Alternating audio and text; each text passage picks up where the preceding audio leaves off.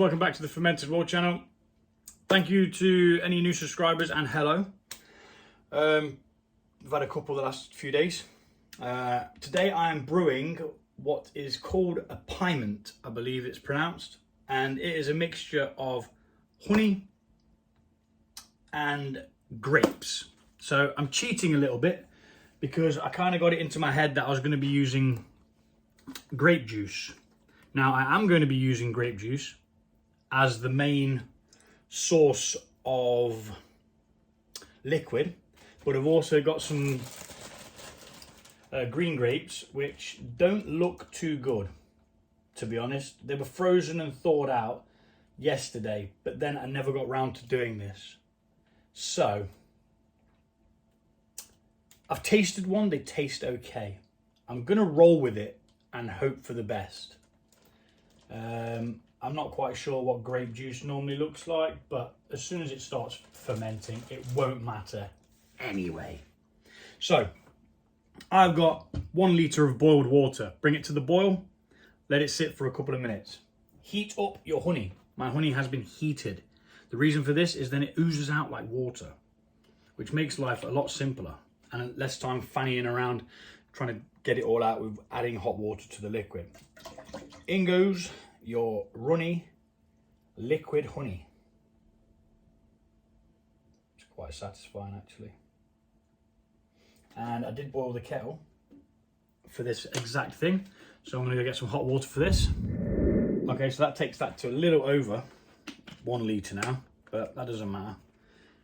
Put your lid on, degas it, because it will. First pot always has a bit of pressure, and remember you're using hot liquids, so keep your finger on the top anyway. Now we've got all the honey in.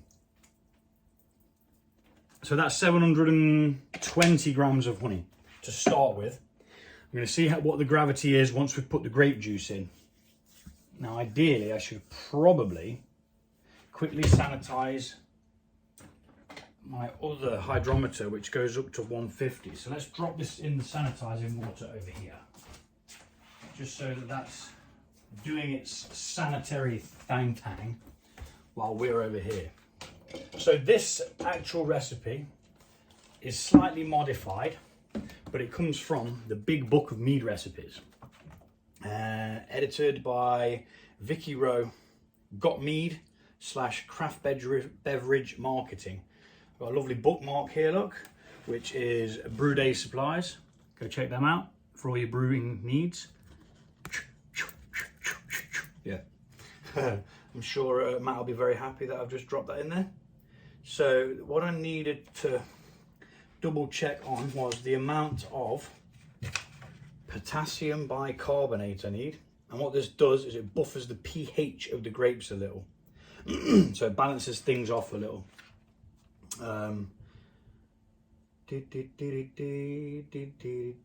Yeah, so I know what I'm doing now, and it's ½ a teaspoon.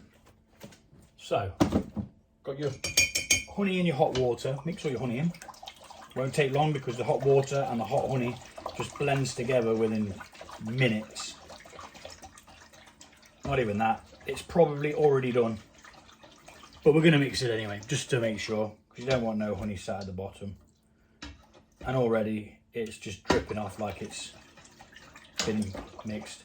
I use it in hot water now just because it just makes life so much easier. And you know, I'm not there for like hours trying to flip and dribble it all in. Same with reheating your honey up as well. You can't harm the honey. You can even use set honey, you know. I've used set honey for a couple of meads. No difference in it whatsoever. You just need to heat it up and then it goes back to liquid.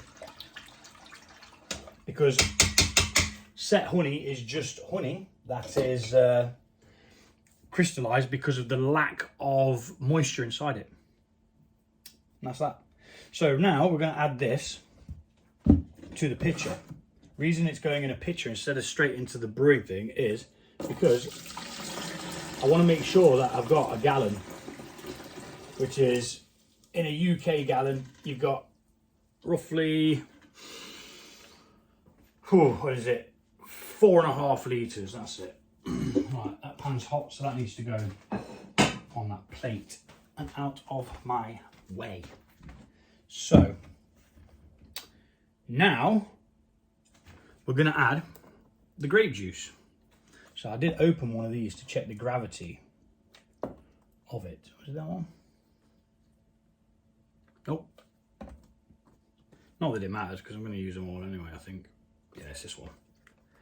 And then in with your grape juice. This is red grape juice, 100% pure. You've got to be careful when using fruit juices from stores because sometimes they put potassium sorbate in, which is a fermentation stopper. It stops fermentation. So you've got to make sure that you don't have that in there. And what I'm going to do now as well is I'm going to add these because these are going to add volume. So let's get them in there. There was about, I think, 500 grams, possibly. And the fact that it's going slightly bad could make it or break it, really. You know, has anyone ever used a day old crushed grapes? Who knows what will happen? Who knows what flavour it will give us? So that's took us up to 300 ml. 300 ml?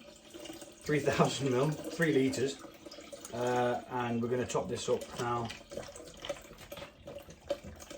So it looks like we're going to have some grape juice left over, which is nice. We can drink it. Or save it for another one with some grapes that aren't slightly past it. But it's a good way of getting it used up, and in a fermentation it won't matter anyway. So, next step, that's at 4 litres at the moment. We're going to add, make sure the temperature's all right. Yeah, it's at 32 at the moment. Let's just give it a stir, because that might go down once it's all mixed together.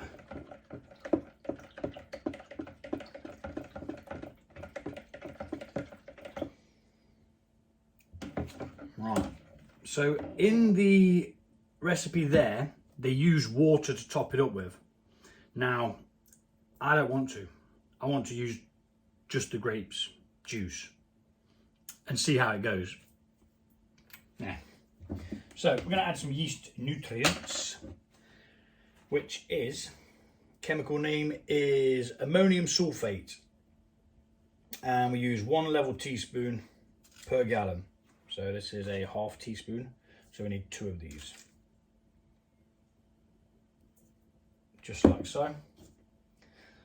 Then we're going to add some pectolase, which will stop a haziness of fruits and stuff like that. Some fruits, it makes you, it says, to ensure maximum yield of juice and flavoured from fruits and prevents a possible pectolase.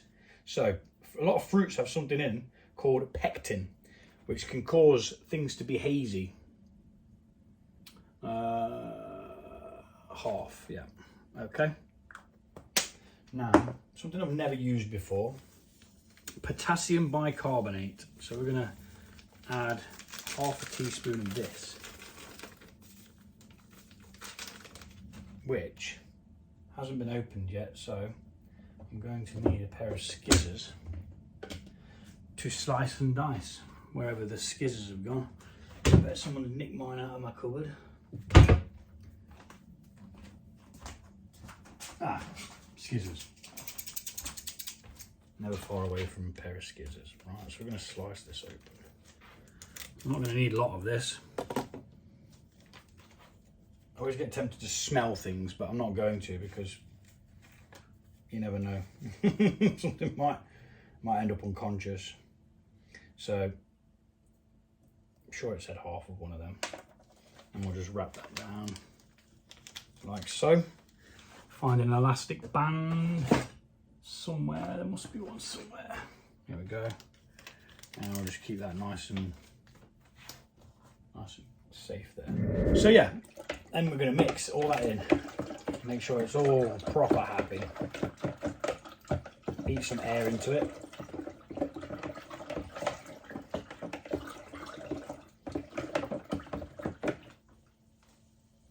And just drop down a little bit to just below 32 now, so I might have to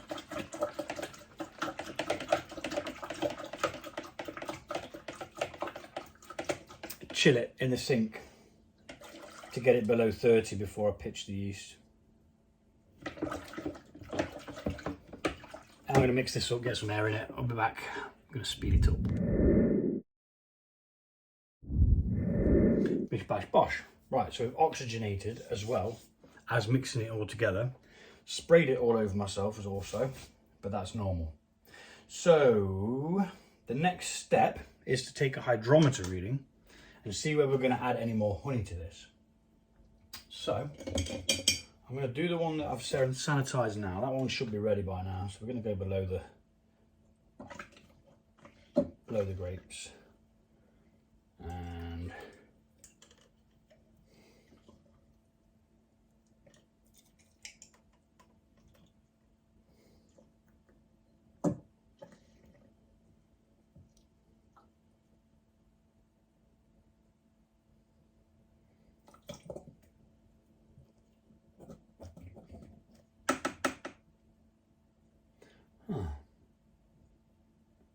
looks like I need a new turkey baster. That one's got a crack in it. What a pain in the arse. Right, so that's sitting at 1.100.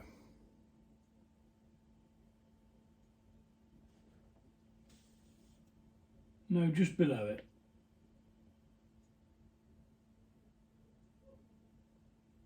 It's at 1.098. So, do we add more honey?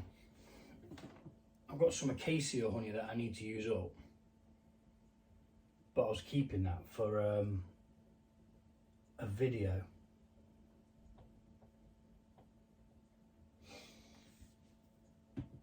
I could just put half of one of these in my tinks, or I could just leave it.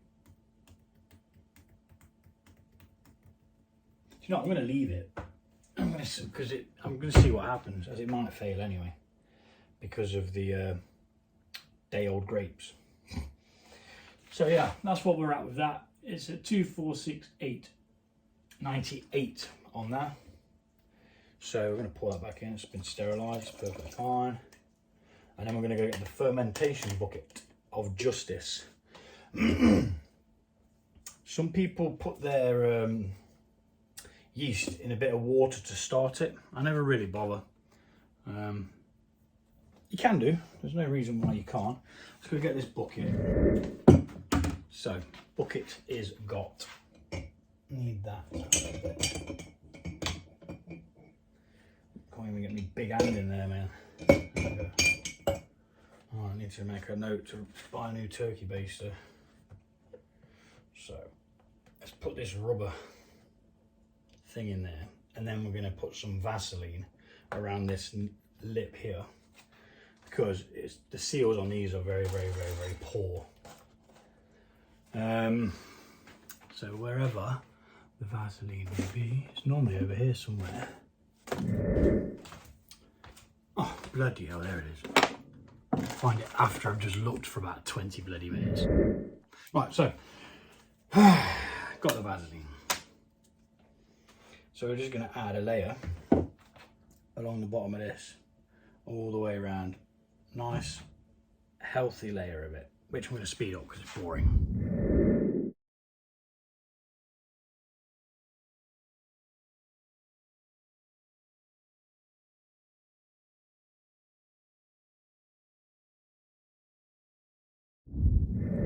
Right, back on track.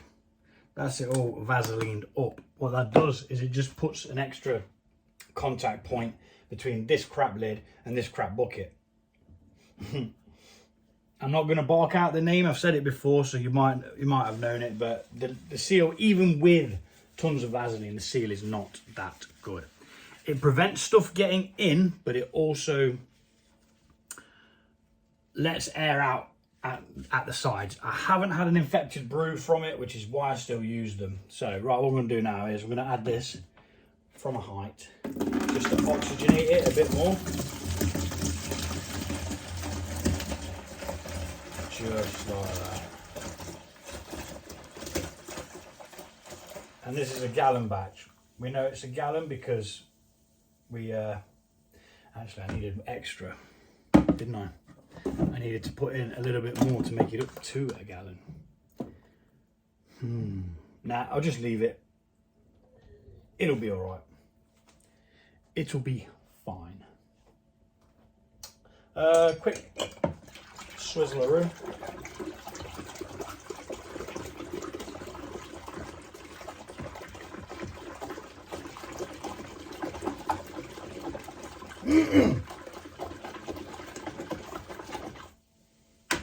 Like so.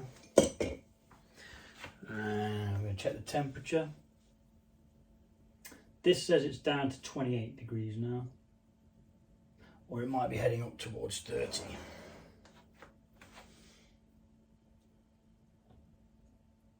So I'm going to have to wait a little while to see what it says. In fact, no, I'll just get my digital one and just do it really quickly. Bing! And this will tell us exactly what we're working with here. Okay, gonna let this cool down a bit. Then we're gonna come and pitch the yeast. Hockey docky. Right, it's come down a little bit now. I'm just gonna give it a little mix, just to get a bit more oxygen in there. Now there's a lot of headroom in this because it's a 10-litre bucket, but that doesn't matter at the beginning of the fermentation because it needs the oxygen to start. So what we're going to do now is we're going to pitch the yeast. This is only a half a pack yeast. You don't need a full pack of yeast in there. You can make 1 pack of yeast last 2 brews, or you can just put it all in. You can do whatever you want. I don't see the point in lobbing it all in anymore, as this can do up to 23 litres of must. Must is the pre-prepared sugary water, by the way. So in with the yeast, which looks happy straight away about that. The tolerance of this yeast is 18%, but this is going to end up going dry, and I'll possibly backsweeten it because there wasn't a lot to begin with in there. I'm going to give the yeast a good mix in just to make sure it's all broken down and not all clumped together and stuff. And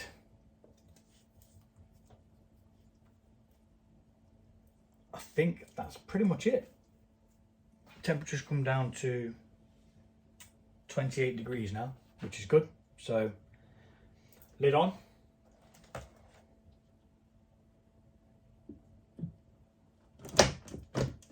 Like so. Making sure it's nice and snug, or as snug as can be. And add your airlock so no nasties can get in there. And there you go. That'll sit there now for about a week, and then I'll check it and see what's crack-a-lacking. There was something I was going to say. That's it. The reason why I'm using a bucket is because when you put fruits in, for example, they all rise to the top most of the time. And this is nearly finished anyway. They got put in the secondary. But what they do is, if you put them in while in a demijohn, for example, like this, I'll try not to jiggle this around too much, the coffee mead. If you put them in demijohn like this and you fill it up like that, as the air bubbles rise, they're going to push the fruits to the top, and it could end up spurting out of here.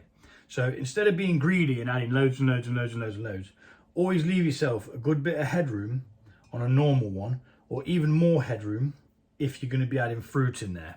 If you're only adding a small amount of fruit, it doesn't really matter. And there we go. That is the Pyment. Yeah. We'll see what happens. there's two things that could happen. It will either ferment or it won't. One or the other. Tatty buys, take it easy. See you soon. And we have a fermentation,